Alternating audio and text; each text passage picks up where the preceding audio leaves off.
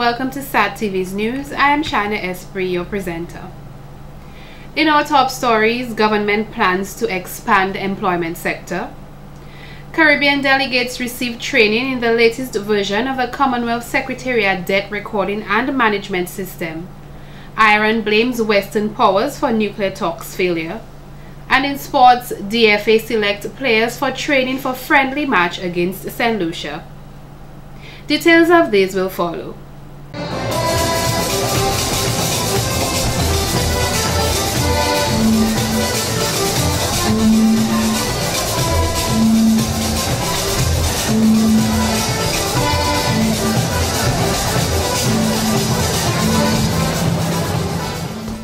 Welcome back.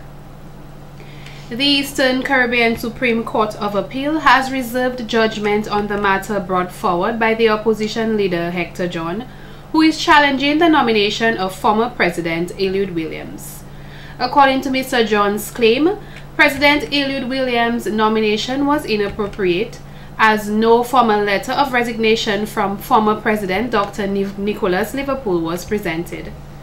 Senior counsel Anthony Astafan, front-runner of the legal team of Prime Minister Roosevelt Skerrit, Speaker of the House of Assembly Mrs. Alex Boyd-Knights, and the Attorney General sought to challenge the February 2013 decision of Justice Lionel Jones to allow the case to go through trial.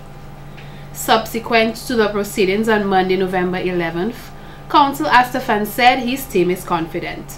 I think it went very well, and I'm very happy that members of the media were there to witness and listen to the exchange of questions between the judge and the lawyer representing the leader of the opposition. Judgment has been reserved and we are confident. Our case has always been that once the certificate is issued, the law of the Commonwealth is that puts an end to the matter. And there's a good public policy position for it. One, to protect the integrity of the office and to ensure responsible behavior on the part of all parties to expedite the matter as quickly as you can. And I trust you also heard the question from Justice of Appeal Mitchell. Are you seriously saying that if a president is not well or for whatever reason wants to resign and he's asking the Prime Minister to initiate the process, whether you're calling that a tainted process? Attorney Gildan Richards, who represented opposition leader Hector John, questioned the validity of the authenticity of the certificate submitted by the Speaker, in which she claimed that she followed the law of Constitution for the election of former President Williams. No, I never preempt the decision of any court. I can only hope that I gave a good account of myself this morning and that I convinced the court that it must do the right thing, and I hope the right thing is what I presented to them.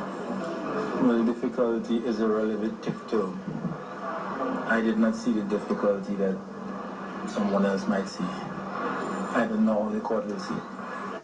Former President Eliud Williams was elected as president in 2012 to replace former President Dr. Nicholas J.A. Liverpool, who demitted due to health reasons.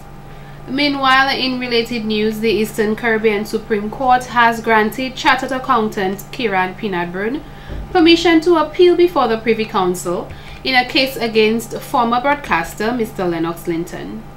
Mr. Linton was fined $50,000 in March of 2011 for defamation against Mr. Pinatburn. In more news, a number of individuals showed up at the playing field in Dubla on Sunday, November 10th for the 6th annual Eat Fish Day. The event was established as a means of encouraging healthy eating habits among Dominicans and is one of the activities used to encourage the sale of fish to generate income. There was a dish to cater for everyone, as various fish dishes including smoked fish, fried fish, steamed fish and fish kebabs. Manager of the St. Peter's Fisheries Cooperative, Ms. Sabina Williams, explained when the event was formally launched. It is the flagship event of the St. Peter's Fisheries. The St. Peter's Fisheries Cooperative is made up of fishermen from the villages of Dubla, Biosh, Koliho and Kulibistri. And as I said, we put on this event every year from 2007. We give the vendors a chance to you know, display their culinary skills while at the same time encouraging people in the communities to eat healthy. The goal of the cooperative is to encourage fishermen to get involved in other activities besides fishing. Eat Fish Day event is rotated annually among the villages of Koliho, Kulibistri, Dubla and Bioche, which make up the St. Peter's Fisheries Cooperative.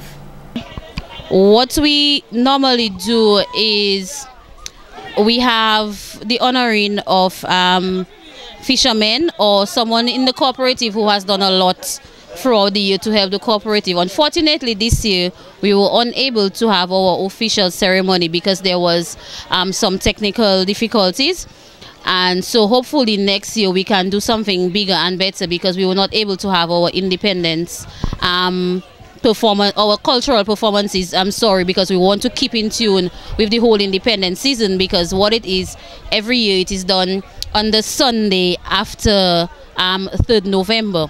So people can already mark their calendars for next year, and it will be I guess November 9th, which is the Sunday after November 3rd.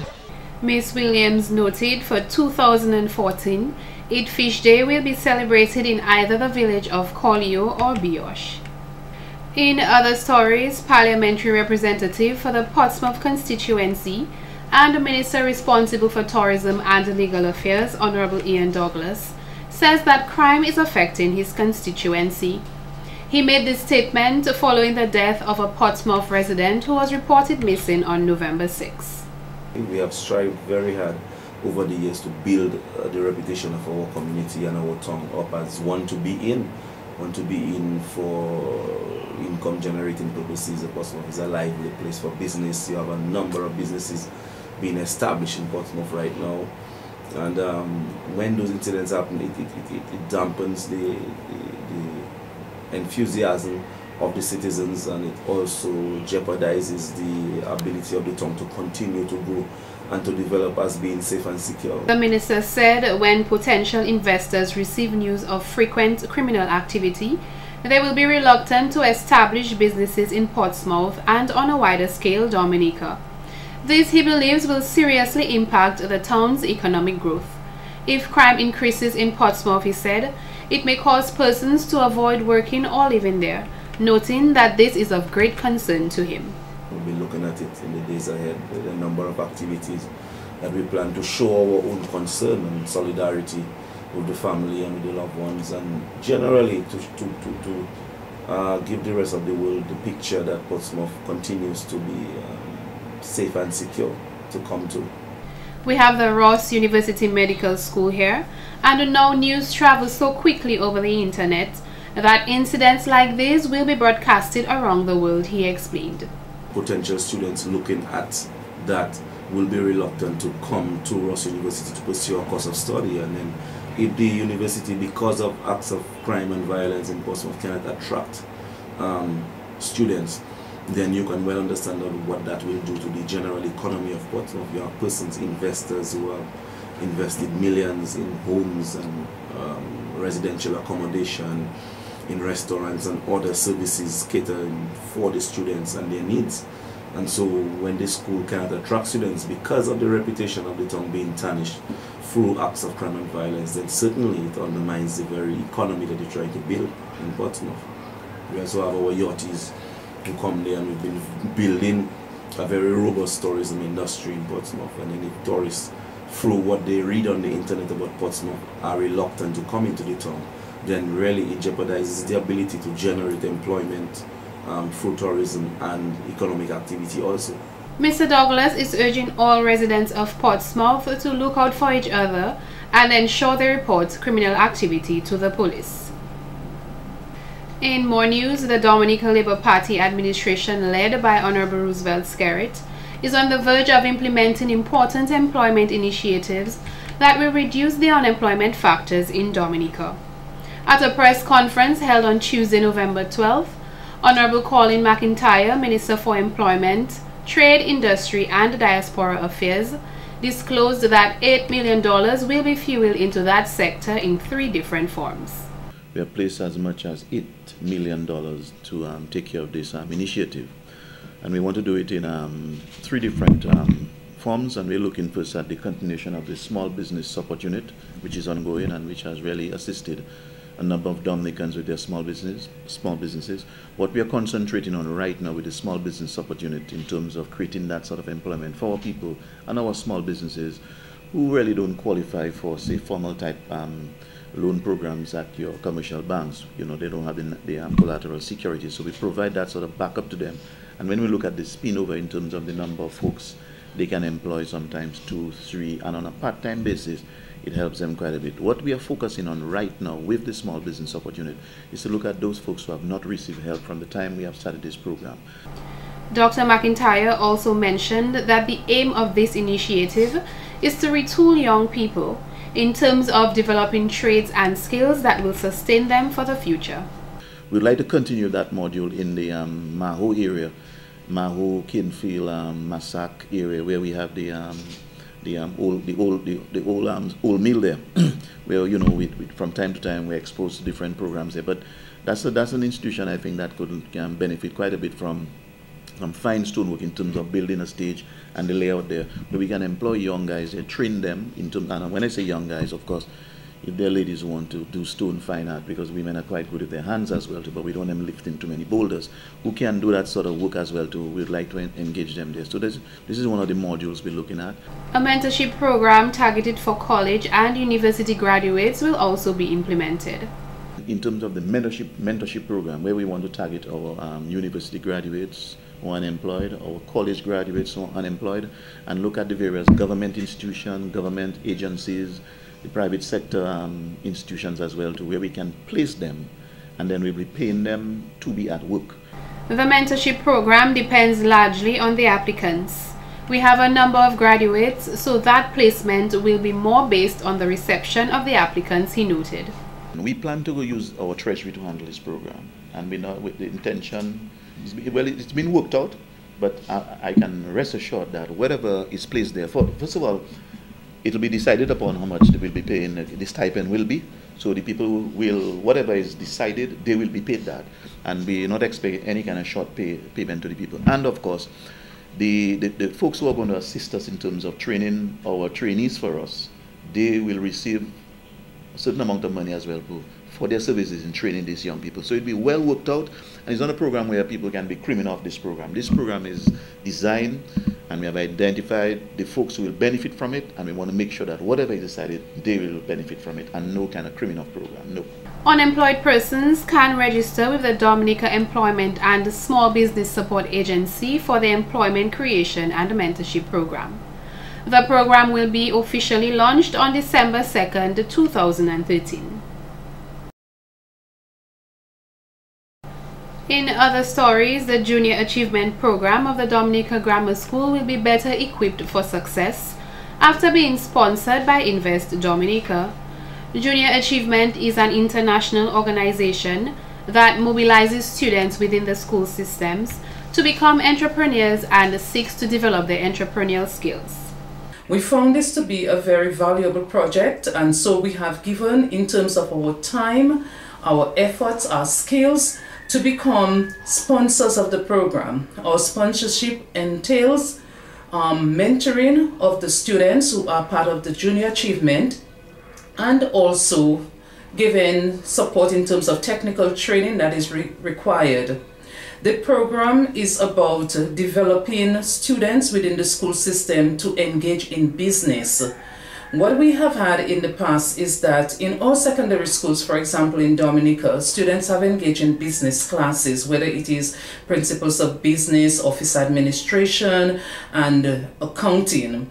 This opportunity gives them a practical experience to take all the knowledge that they've acquired and what they gain from the sponsor to actually engage in business. The students of the Dominica Grammar School have become very creative, she noted, as they transformed a business from the concept stage to the pre-stages of implementation. They created a product using local raw-based materials and developed from the chemical testing phase to physical testing on the public. The company they have formed is called Natural Erase, and the product line that they're developing is the mask, a product mask for facial, and they're developing a cleanser, and the final stage will be that they develop a moisturizer. So it's a 3-in-1 package to take care of facial problems like skin discolorations, blackening around the eye, acne, which is a very serious problem among the youth. They consider it serious, maybe other persons don't, but they consider it very serious. It has a lot to do with their self-image and how confident they are. So they're developing that product that will cater to their target market. Initially, they're starting with the school, and it is hoped that they will move into the wider community, and the very ambitious one thing, they can move regional with the product. So we are very excited about this initiative, and that's why Invest and Discover Dominica has thrown their support behind the initiative at the Dominica Grammar School. According to Mrs. Joseph, we need to believe in our youth and the product they have created, as the students are very confident in the product they have developed. The product stated encouraging results after it was tested among their peers and the teachers.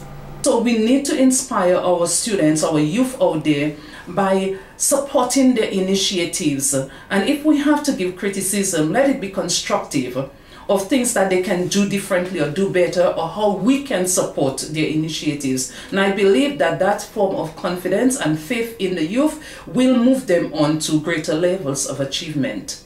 Mrs. Joseph is of the view that the public needs to support the products created by the students once they are available for sale. In other news, a constant negotiation between Lime Dominica and the Public Service Union was deemed unsuccessful after an impasse had been reached over redundancy pay. Lime is currently planning to outsource its technical department to the multinational technology company Ericsson. We have arrived at an impasse now because we have not been able to settle on the whole question of redundancy. And while we are negotiating, whatever we arrive at will affect, that is as far as redundancy is concerned, will affect a number of employees whose positions are going to be made redundant. The date by which Ericsson would be taken over was 28th of this month. However, that date has been pushed to early in the new year, that is early in 2014. Mr. Thomas later reiterated that the union has not arrived at a conclusion in terms of salary increases and redundancy benefits. The reason is that, as far as the latter is concerned, Lime is not willing to have the redundancy benefit based on what applies in other countries where it is better than what we get here. And we believe that this should not be the case. He explained that in the past, the decisions which were accepted by the union were based on the types of policies which existed within the region. And we believe that this time around it is unfair that you do not want to provide redundancy benefits, that is the maximum weeks, based on what is applicable throughout or in the region. Honorable Colin McIntyre, Minister responsible for Employment, Trade, Industry and Diaspora Affairs, on Tuesday, November 12th, revealed that a meeting had been carried for 7 p.m. in the community of Trafalgar. This meeting, which discussed the continuation of the geothermal project, was to sensitize the citizens on some of the findings of the baseline study. Because we carried out EIA, Environmental Impact Assessment, in terms of the plant life, the animal life, and whatnot, and in terms of we had to do what you call a baseline study. We want to know what we have right now in terms of our plants, our fish, the fish in the rivers and whatnot, the animals around the area. And then what we're doing right now that we have a baseline study, we know what we have, then after the drilling phase and when we have commenced a reinjection, we can carry out another EIA where we can say, well, these were the ill effects in terms of, we used to see that, we're not seeing that again. Baseline study will be carried out through scientific programs in terms of environmental impact assessments to evaluate the current position of the project. You must know what you have to know what you are losing, the minister said. However, noting that the well in Trafalgar is a reinjection one, he says he does not expect anything negative to come from the program. The well in Trafalgar is a re-injection well, and the geothermal project in Dominica is one that we are looking at best practices. We know there are geothermal projects throughout the world, and the one in Italy is in excess of over 100 and something years old. So there's a lot we can learn from. So what we are doing right now, we know the best means of, say, extracting geothermal energy is you extract it here, you get the steam, you turn those turbines, you produce your electricity, but whatever comes from down there, you re-inject it. And in Trafalgar, we want to re-inject what comes from there. From this initiative, the research completed can be used to find resolve if they were to uncover any ill effects. Drilling of the well has already commenced. Dr. McIntyre says the overall focus of the government is to lower the price of electricity. Because this is a project that means a lot for us in terms of lowering our electricity prices. It's a resource we have. We don't possess oil in Dominica yet, let's say yet. But let's say if we can drill, we can extract, we can produce electricity, then in terms of investment for the future, in terms of our domestic homes and lowering the price of electricity. This is the focus of this government, and I think... Subsequent to this meeting, the government will host another geothermal consultation in Loda on Wednesday, 13th November 2013. And in court news, inmate Denny Shillingford of St. Joseph will spend an additional 6 months in prison after pleading guilty to possession of cannabis. Meanwhile, another man, Clever Burton, will serve 1 year for the same offense. The men were jointly charged for possession after Burton, who visited Shillingford, attempted to give him the drugs through exchange of a handshake. When the prison officer observed that Shillingford had kept his hand closed, he approached Shillingford and asked him to open his hand. He resisted at first, and when he eventually did, a clear plastic bag containing what appeared to be cannabis fell to the floor. Both men were arrested and later charged. Shillingford is currently serving out a sentence for grievous bodily harm. In more court news, first-time offender Behandad Stephen Joseph of Layu Park will have to pay the state $60,000 in fines for drug offenses. The 21-year-old appeared before Magistrate Candia George on Tuesday, November 12, 2013, facing charges of cultivation of 1,625 plants of cannabis, possession of cannabis and intent to supply 4,540 grams of cannabis. The drugs carry an estimated street value of $80,000. Joseph was arrested and charged after members of a drug squad came across the cannabis plantation in the heights of Layu Park on 9th November 2013. He was present on the plantation and told police that he had been cultivating the drugs for the past 4 months. A quantity of cannabis was also found, and he told the police it was for him to sell. Mitigating on his behalf, Attorney David Bruni said he had fully cooperated with the police and that he was a young farmer and a student of the Dominica State College. Bruni pleaded with the magistrate, stating that his client was too young to be ruined. Before sentencing, the magistrate said she had taken into account the mitigation plea by Mr. Bruni. However, she could not give his client a slap on the wrist, as the quantum of the drugs had to be taken into consideration. Joseph was fined $50,000 for cultivation, which must be paid by 31st December 2014, or in default spend 2 years in prison. On the charge of possession with intent to supply, he was fined an additional $10,000, payable by 31st of March 2014, or 9 months in prison in default of payment. There was no separate penalty for possession of cannabis. This has been the local segment of the news. Coming up next, regional highlights. SAT Telecommunications Limited is in the process of reorganizing our channels. In this endeavor, some channels will be off temporarily and new ones will be introduced. SAT Telecommunications Limited is pleased to inform you of a number of new channels. We have just added for your viewing pleasure a Lifetime Movie Channel, Lifetime Real Women, Discovery Civilization, Discovery Science, Discovery Turbo, and many other new ones to come. We are sure that you will enjoy the new programming, which will enhance your viewing pleasure and provide you with many more channels. SAT Telecoms thanks you for your continuous support and understanding throughout this initiative, and we will keep you informed as the changes occur.